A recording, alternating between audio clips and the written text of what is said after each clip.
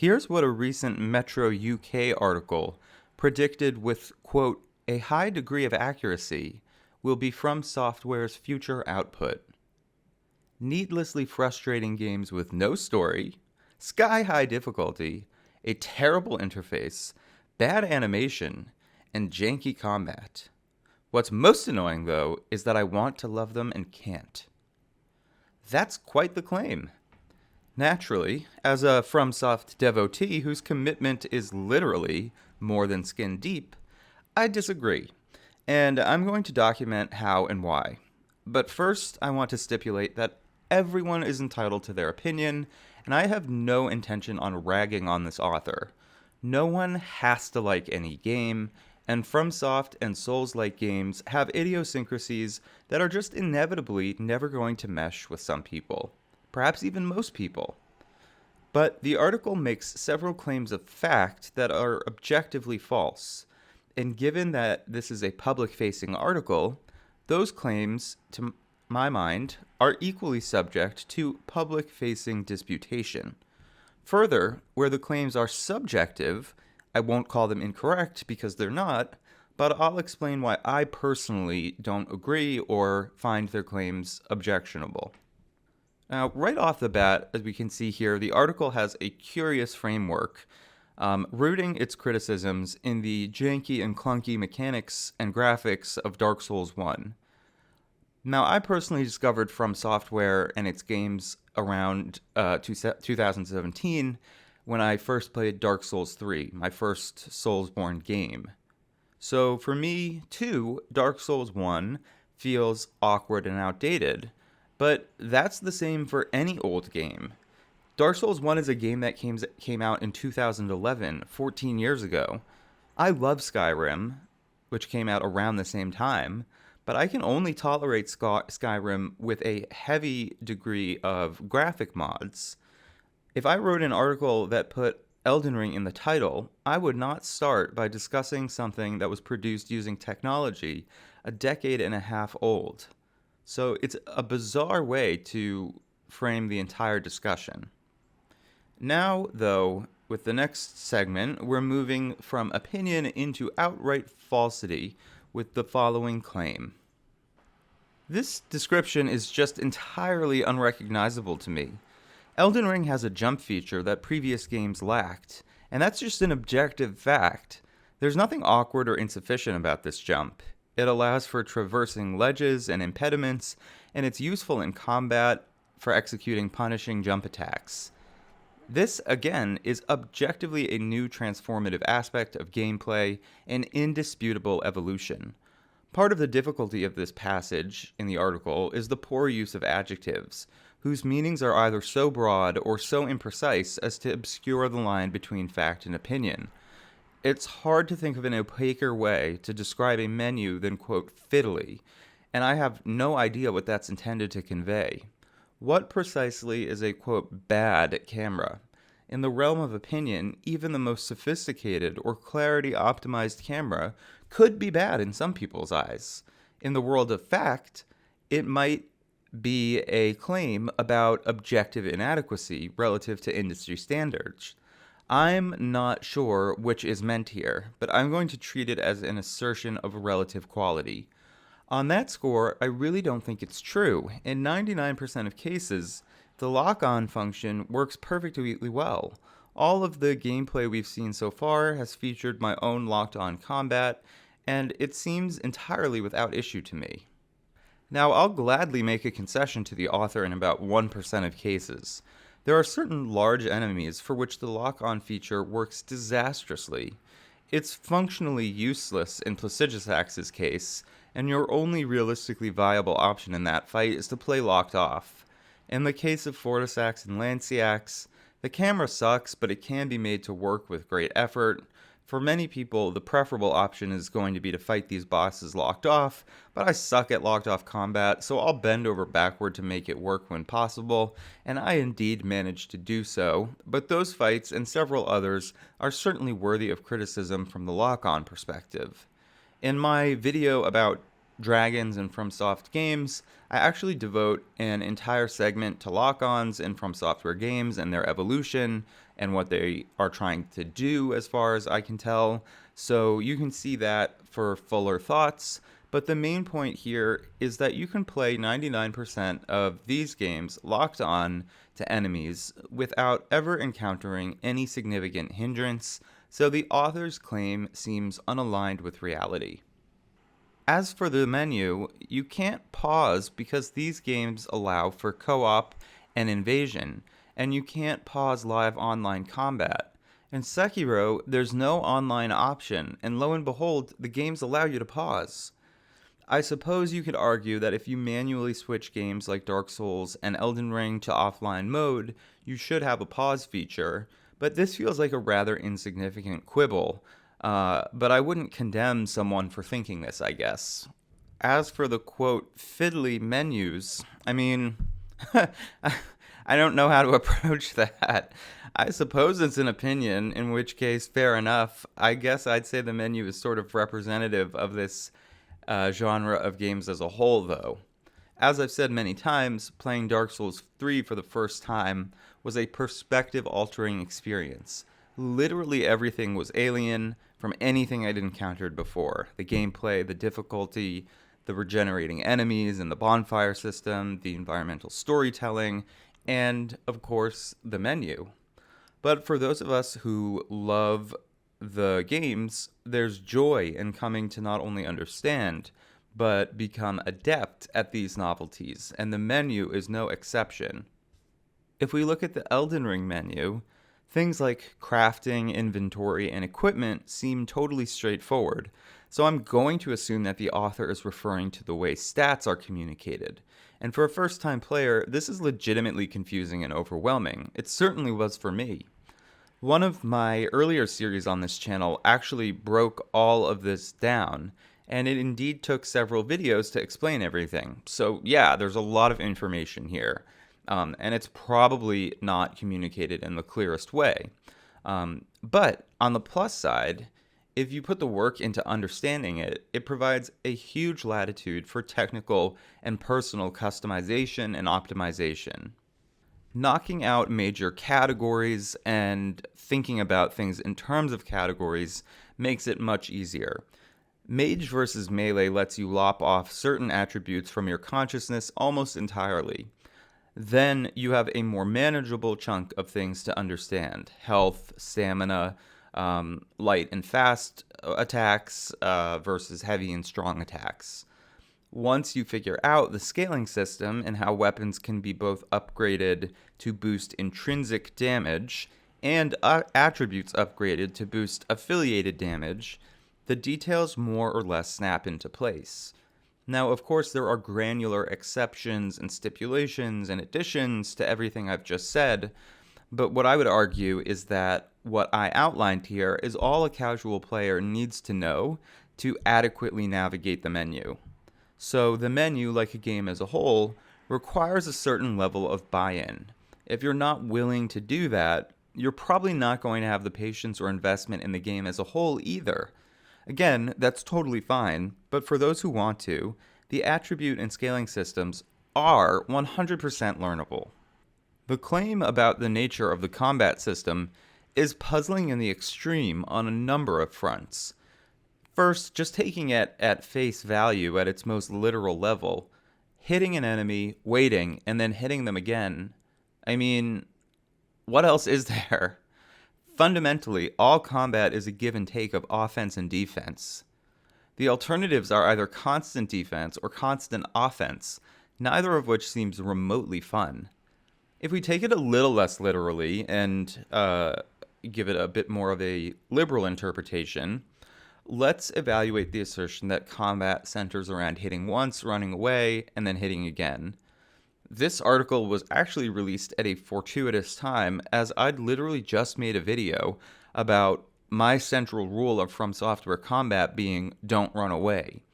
While there are, of course, some cases where you need to run away from certain attacks, in general, the combat encourages aggression. In Souls game, invincibility frames during rolls or sidesteps encourages you to maintain pressure even as you execute your defensive maneuvers. In Bloodborne, the rally system allows you to trade hits and recoup health. And in Sekiro, both offense and defense erode a boss's posture bar. Given that, with very few exceptions, bosses in Sekiro are more likely to die from a crit occasioned by a stance break than they are from you eliminating all of their health, it's quite literally not viable to hit and run in this game. But Elden Ring and Dark Souls can and should be played with aggression as well. There's zero benefit to running away from the Twin Princes, for example. In fact, their teleportation mechanic and range attacks positively discourage it. This is the function of boss teleportation mechanics in general, such as those utilized by Slave Knight Gale, and of jumping and vaulting mechanics which abound in these games, ranging from Messmer to minor bosses like the ancient hero of Zamor. Dragon bosses signal very clearly to the player that running away is not envisioned in the ideal martial dance by punishing you with long-range fire attacks. Furthermore, as I've documented in other videos, a good player can and should take advantage of myriad ways to maintain pressure on a boss without running away. Exploiting hitbox openings in the fight against Mohg, for example, allows you to attack even when he's attacking you, building up pressure on his posture and allowing you to proc status ailments like Bleed or Frost. Boxy enemies like Demi-Human Queen Gillica have body shapes that allow you to get underneath or behind them while they're attacking, putting you out of reach while simultaneously enabling a raft of offense. Strafing enemies is another form of defense that diversifies your portfolio and excludes running away. Margit's charge attack is a classic example of this, but we can also exploit this throughout the franchise, be it Shadow Tree Avatar's delayed Thorn Explosions, or Godrick's and Godefroy's fifth hit in their jumbo combos, or their aerial jumping rolling attacks. And all of this is speaking just as a melee player.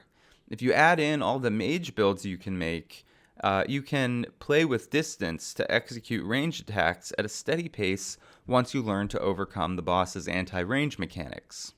And this leads us to the most inaccurate and, to be honest, most objectionable statement in the article. I genuinely have no idea what this is referencing. It does not comport with reality as I experience it, and to say that top Souls gamers like Ongbal are cheesing rather than exercising the most intimate and masterful understanding of the most abstruse nuances of the games is utterly bewildering to me. From my own perspective of being a so-so player who's attempting my own first no-hit run, I've gotten through all of Dark Souls 3, part of Sekiro, and now well over half of Elden Ring, and I don't think I cheese or break the game. In fact, I've plowed through moments of great frustration, cough cough, Radon, to achieve only a fair and therefore fulfilling victory. The next objection the author raises is to the difficulty. There's a mix of fact and opinion here, so let's suss it out. The games are difficult for sure. You don't have to like difficult games. Like, genuinely you don't, and that's super valid. I have a number of friends who like to use video games to decompress after a day of work. They don't want their video games to require effort or to enduring extreme trials of patience and persistence. And that makes crystal clear sense to me. But those friends also wouldn't begrudge hard games for being hard. They'd just not play them because they understand that these are games for people who have a different aspiration when they approach their games. This article is like someone who hates sand writing a scathing review of the country of Egypt. Speaking of scathing reviews, if you like this video, please honor me with a subscription and by hitting the like button. If you dislike the video, please hit the like button ironically. I'll know the difference and it will make me really upset. So please do that. Now, as to why it needs to be difficult, it doesn't need to be, but it's designed to be to engender a sense of triumph that can only attend great struggle. The feeling of achievement, the dopamine rush, the shaky palms upon a final victory, these are feelings that I personally don't get from beating bosses in other games, and the difficulty is without question the prerequisite for this unique crush of physical and cognitive sensations. For those of us who love Soulsborne gaming, this is the feeling that keeps us coming back, and I cannot envision a version of these games that could reproduce that feeling without a hard-won attainment of mastery, and Miyazaki has said the same. What about the claim in the article that beating these bosses is about memorization that, the author implies, doesn't translate to the growth of skills outside of that particular encounter? I'm confident that, at least in my case, this doesn't hold water. I have a series of videos on combat evolution in FromSoftware games, and in contrast to the picture that the author paints of a decade and a half of pure stasis, there's been change over time with respect to the intuitive reaction versus deeper boss memorization. Elden Ring and its DLC for sure require more memorization and deep learning of individual boss moves, but is it the case that doing so prohibits you from getting good more generally? Well, let me give you an anecdote from my own experience. The first 2 times I played Elden Ring, I encountered a hard block when I reached Valiant Gargoyles. By that point, I was probably around level 60 or 65, and even with Mimic Tier, I couldn't erode the first Gargoyle's health fast enough for it to not be a complete clusterfuck by the time the second one came on the scene. I would give up after a while and go to Mogwin Palace to farm like crazy.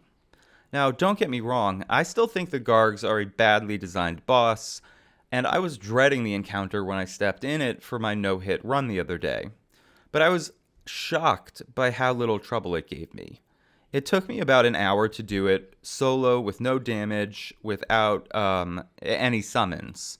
But I could have defeated them with damage taken, probably on the very first try, if not definitely the second. Why? Because I've become a better player. I was at level 80 this time, a stat I had achieved with 0 farming, simply a consequence of dying much less frequently than I had in the past throughout the game. The Gargoyles' delays and aerial attacks and hitboxes more often than not slotted into established cognitive categories for me. There's always going to be some variation around the margins that you need to learn, but with experience I've come to understand how to read maneuvers and mentally affiliate them with response patterns much faster than I did when I was a new player. So in my experience, one of the most rewarding parts of this whole no-hit run is seeing this palpable growth, and I can successfully no-hit bosses, let alone beat them, far fewer attempts than when I started this run back with Dark Souls 3, or even when I was still in Limgrave in Elden Ring. The final complaint centers around the story, again a mixture of statements of fact and statements of opinion. The opacity of FromSoft storytelling can be frustrating to those who prefer more traditional exposition. The charm to those of us who like it, however, is in the piecing together of it all, the slow elaboration of answers that open up even more mysteries. But regardless of whether you're down to dig into scores upon scores of item descriptions to piece things together yourself, there is certainly enough information from dialogue alone in Elden Ring to easily understand, quote, who you are and what you're doing.